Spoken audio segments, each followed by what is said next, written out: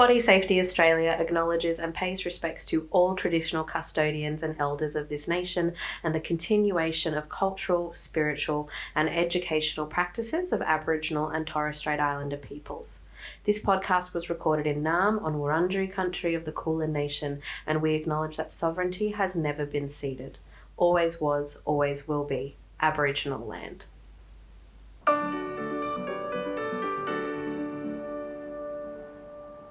Welcome to The Kids Are Okay, your go-to podcast for making the hard chats easier. I'm Lauren French. And I'm Deanne Carson. And today in our Season 1 finale, we're jumping into the next big thing. The next big thing. I know, very ominous, really. It does feel ominous, but it's not. It's exciting, right? Mm. And the reason why I wanted to do this one, Lauren, is because when we started this work, we were talking about consent and children, and people were just going, what are you talking about? Children kind of belong to their parents and their parents get to choose, and you know, if you let children say no to things, then when does it end? Yeah, exactly, when does it end? And people are pretty on board with that now, right? It's not a big deal to have that conversation. And then we were talking about consent for photo taking, and people were like, what? Hang on a second, my child's image belongs to them, but when I enroll my child at school, I have to sign, you know, whether I give permission for my child's photo, you know, to be taken.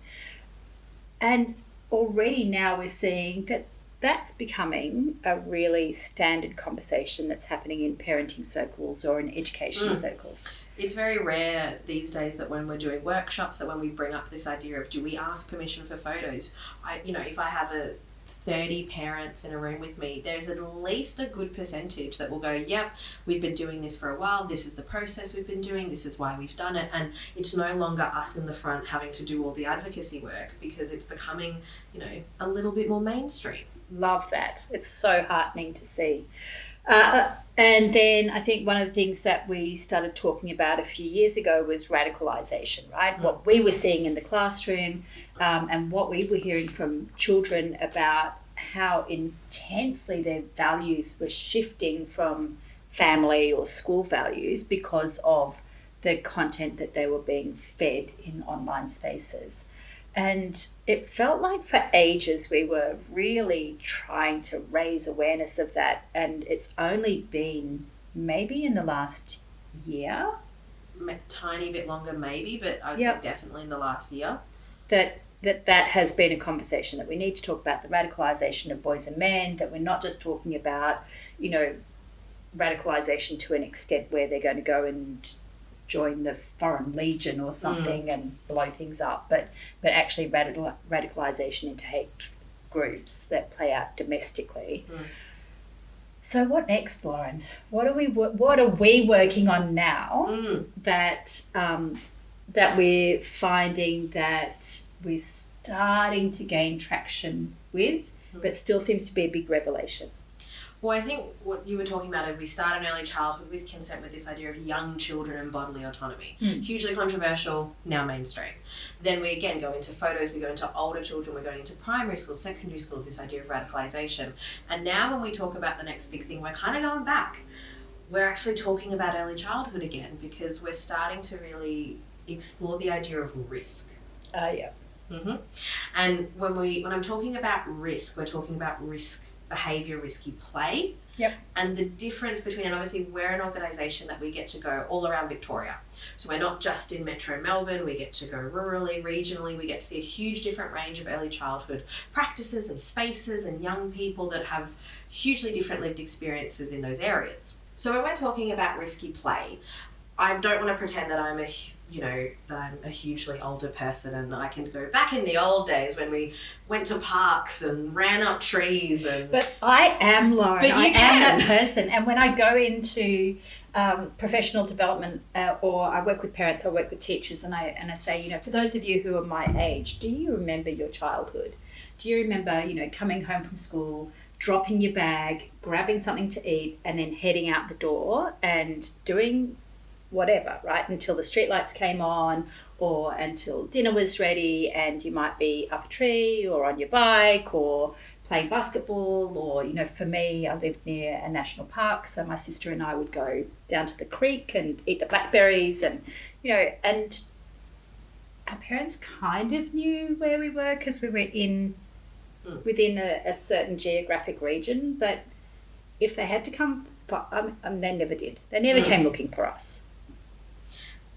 And I think what's really interesting is when we talk about that, the childhood I had, which, you know, wasn't to the extent that we see now. You know, I still did the walking home from school on my own. I did the riding bikes, but it was a little bit more, okay, you're within an area.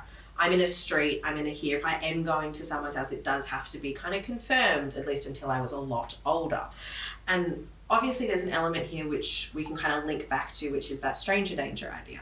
And as soon as, you know, media, as soon as socially we really adopted the stranger danger, oh no, there's all these monsters waiting behind every bush, under every alley, in every alley, then we have to keep the kids a lot closer. They cannot go down to the road by themselves. They cannot do these things because the assumption of danger skyrocketed. Absolutely. It was the 90s, right? Because before the 90s, we just played. And it's not to say that it wasn't without risk and that things didn't happen. They did. But when I run sessions for adults and I ask the people to, you know, my age, do they remember this?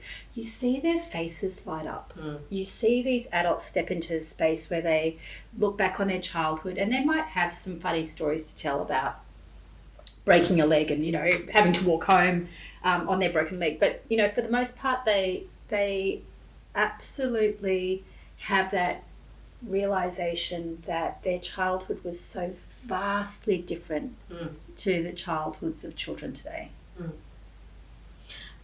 And I hear a lot this idea of but the screen's now a problem, or we kind of demonize the online space, and it's this thing of, well, they're not going out and playing on a tree because they've got an iPad and they've got this, but I think that the missing link there is, well, they're also not going out and playing on a tree because there's this assumption that that's a really dangerous thing to do, and playing on an iPad in a living room is a much safer space for that child to be. So we stepped into, in the 90s, we stepped into this transition point of needing supervision, that, you know, that there was a man in a white van who was on every street corner ready to snatch your children, and so your children needed to be better supervised, and like yourself, they might have walked home by themselves, but if they weren't home by a certain time, you know, then there was an alarm raised, and it's only become tighter since then, even though we know that stranger danger is such a minimal risk to children in Australia.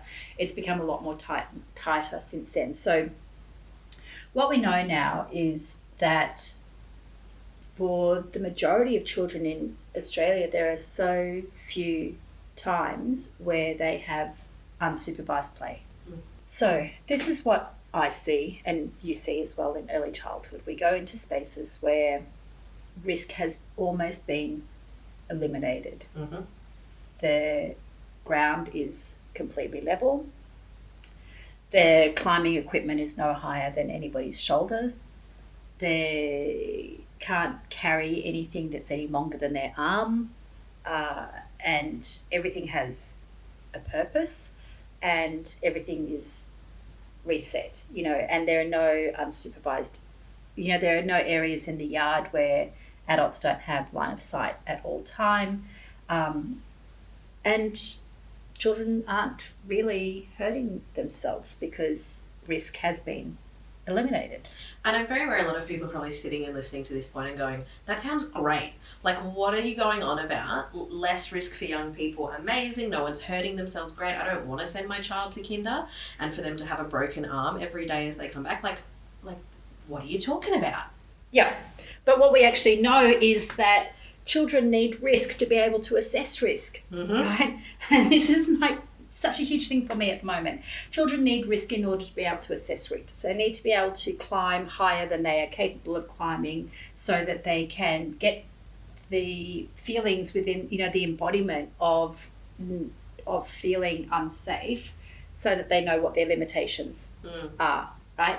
They need to be able to problem solve in that. So I am up really high. Now what do I do? How can you have any level of resilience if you've never been put in an opportunity that is perhaps just a little bit out of your reach or your capacity, right? And what we know is that when children haven't grown up listening to their internal sense of what their capacity is, when they hit the teenage years, they get into all sorts of trouble. Because they don't have a meter or a scale in which they're, comparing things to, of going, this is my limit, this is the boundary, this is what I know. Yeah. It's, and similar things when we talk about physical, in-person, inner space stuff. But also this is a really comparable space with online interactions as well. And I think, I've definitely worked in spaces and have conversations with adults who do the text really dangerous, it's really, and there is a high risk. So our children or, my children are not on it at all. Yeah. There's no level of understanding. They don't use iPads, they're not on the internet, nothing. And I go, great. But they go to school next year. And when they go to school next year, they're being given a technology space, they're going to be using technology. But where is the understanding of, well, if I've given a young person no knowledge of how to navigate an area, that does not make them safer when they then step into that area. No, it makes them more unsafe. So what do we do? Well, what we do is we're going back to early childhood. Yep. This is why we're talking about it, because we know the ramifications of when they get into primary, when they get into oldies, when they hit teenage years, puberty, hormones, everything, and all of a sudden risk is everywhere and everything. So this is why when we're talking about the next big thing, we're actually going back into early childhood spaces, because I know you've seen some examples of this being done really well. Absolutely. I think when I started working in early childhood, I just observed, because I'm not early childhood trained, I'm not an early childhood educator, so I was just observing, why is this centre different from that centre? What are the benefits? What are they trying to do? And I started hearing about this guy called Bush Kinder Doug, right? And shout out Bush Kinder Doug. Shout out Doug. And he seemed to be this urban legend, and urban being the operative word, because actually his kindergarten, the kindergarten where he works, is in sort of inner suburbia, right? And I'm like, what is this all about? And essentially it's about taking children outside of the kinder gates into the bush, letting them interact with their natural environment without, toys and activities, and it's just being and exploring and, being slow and being present, right? Okay, that sounds awesome. And so then I started just observing the spaces where they were. And I've been to some amazing kinders. I've been to kinders that does bush night kinder, right? So they come to kinder at night time a couple of times and go out into the bush. And this is in rural Victoria, right?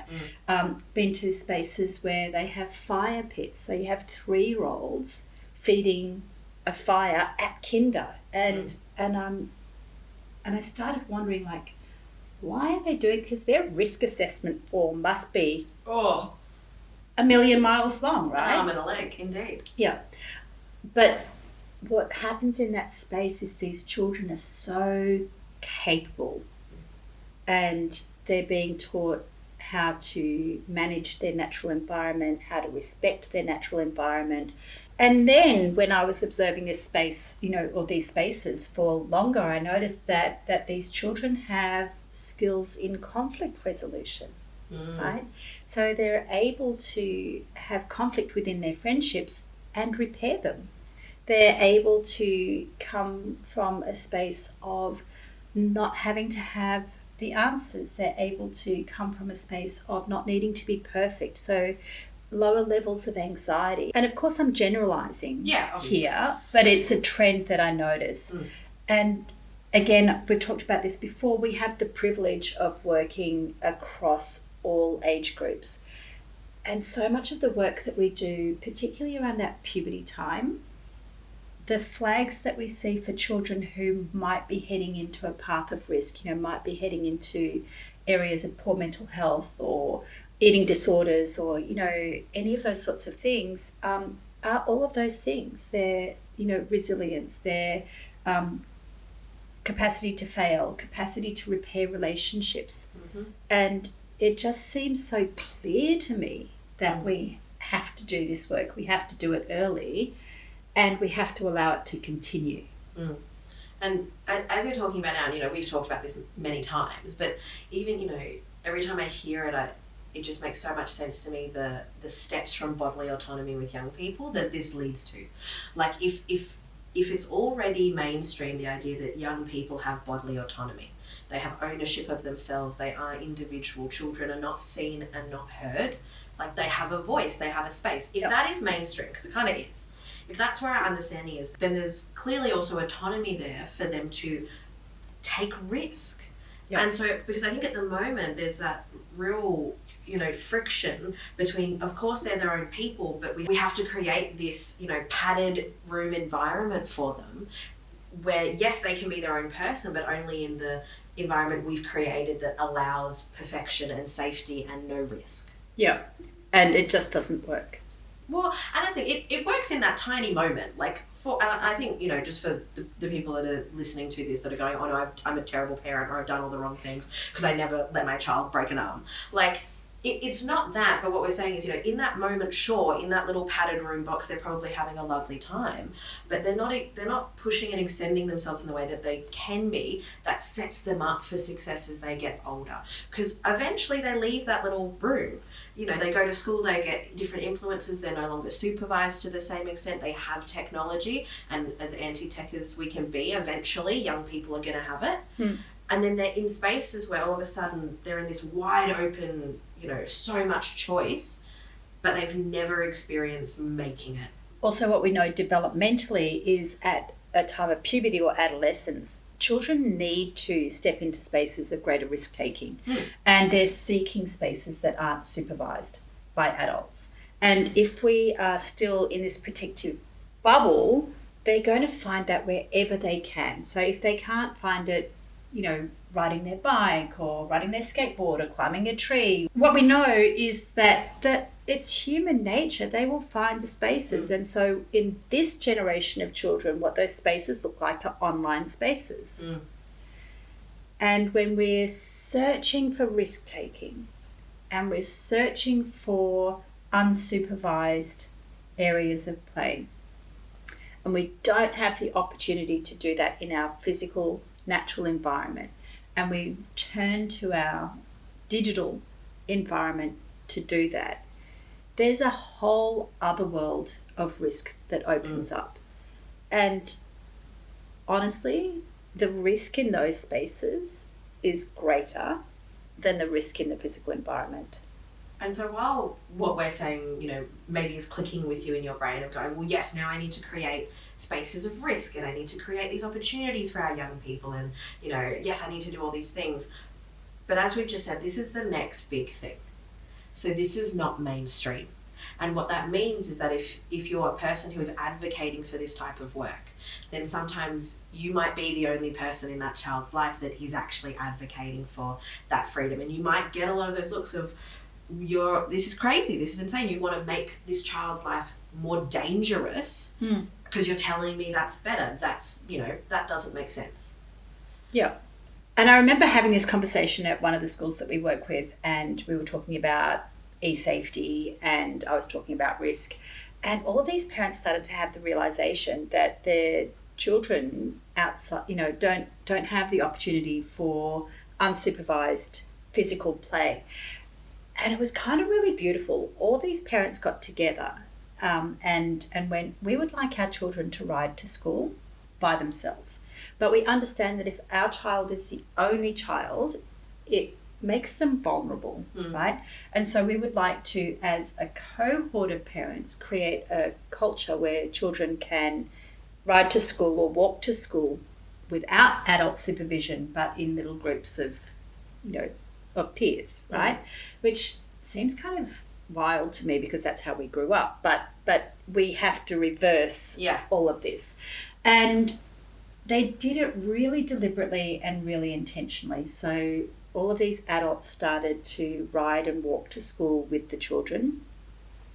and built their capacity over a period of time. So started talking about road safety in a more deliberate fashion, started talking about looking out for younger children.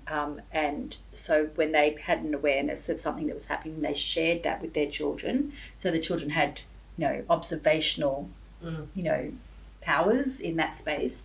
They're reflecting. And then the adults started to retreat. And now when I go to this particular school, when I first used to go there, you could not get a park anywhere near the school for like 4 blocks, right? You had to park 4 blocks away and walk from there. Now I can get a park because all of the children are cycling or walking to school, and that has been the culture of their community. They just chose to change it.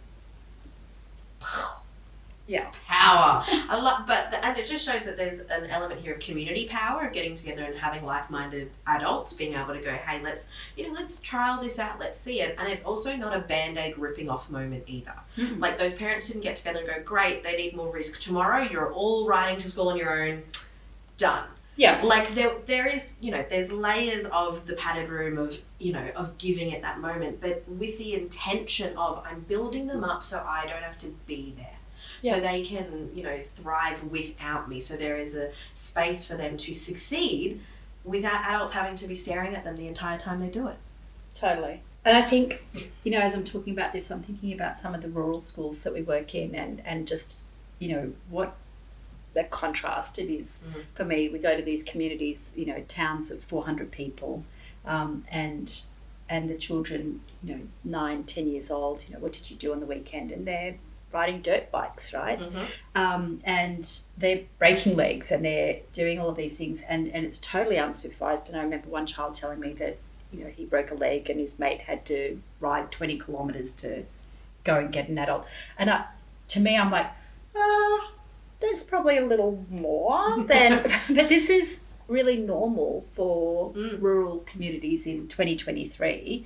And yet 100 kilometres down the road, we have these spaces where, children can't walk to the end of the block by themselves. And I think there is power there. Like, as just, if you're in a position, as you're listening to this, to take a second, really think back to what were the moments where you were unsupervised as a young person and you were playing.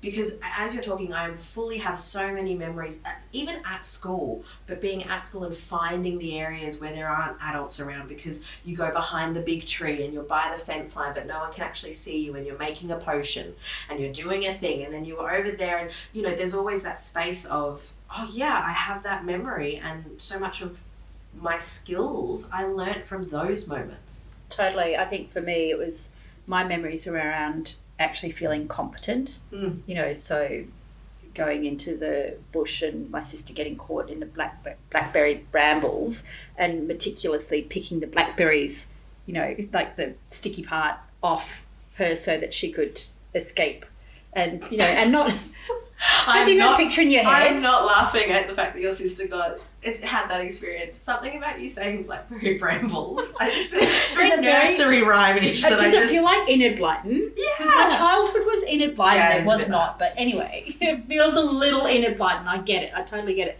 But I was competent. I didn't, at 7, 8, 9 years old, I wasn't running home to get a parent to come and help us because we were stuck, right? We had to find a solution. We had to get ourselves out of there, and gee was I proud that I was able to get her out, get her home, and we had a story to tell. Deanne, this is our last question box of season 1. End of term. We've made it. We've gotten through it. We survived. We have. But our last question is obviously on topic for what we've been talking about. So when we have these conversations around risk, when we get people fired up and the adults that are like, of course my childhood was different. Yes, I want to, be doing this for my children, the children around me. How? And, so often we get the question of, okay, how can I start to add risk in a way that isn't going to turn all my hair white and just freak me out? Yeah, I love that question. And I think this also relates to cyber safety as well. We had this school that asked themselves the same question, right?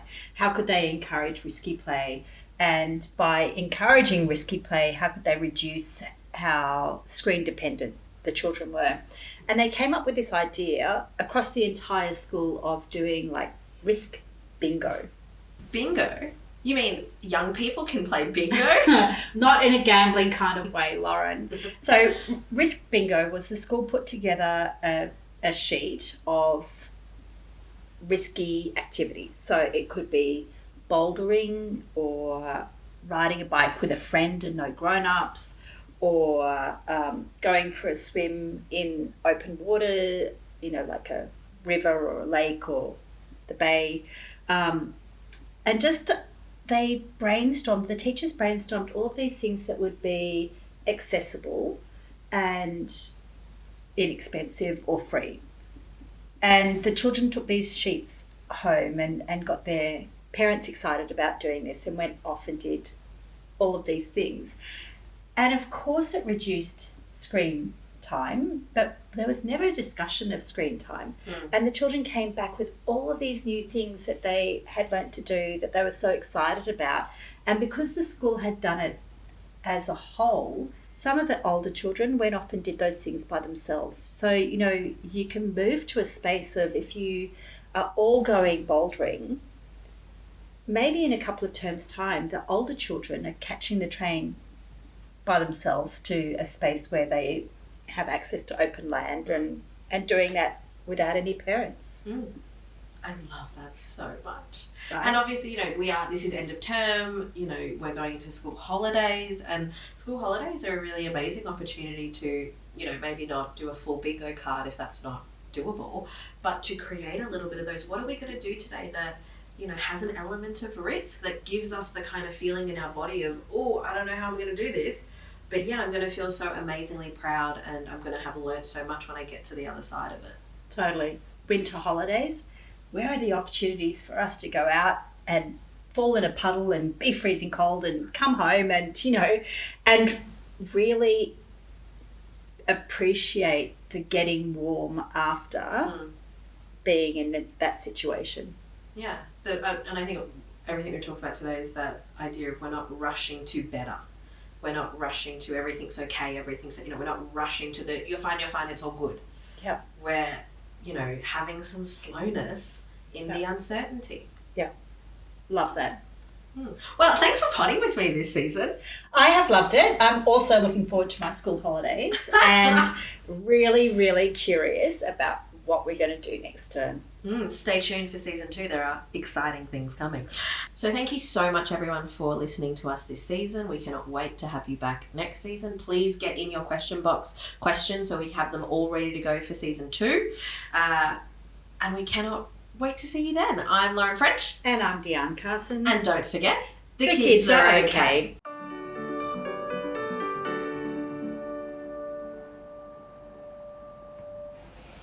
Thanks for joining us this week and making space for these hard chats. Thanks to our amazing podcast producer, Jay Jones, our podcast editor, Sam Carson, and our incredible composer of this music and all music you'll hear, Jade Perry. If you want us to answer your question box questions, head to our Instagram at Body Safety Australia and follow the link in our bio.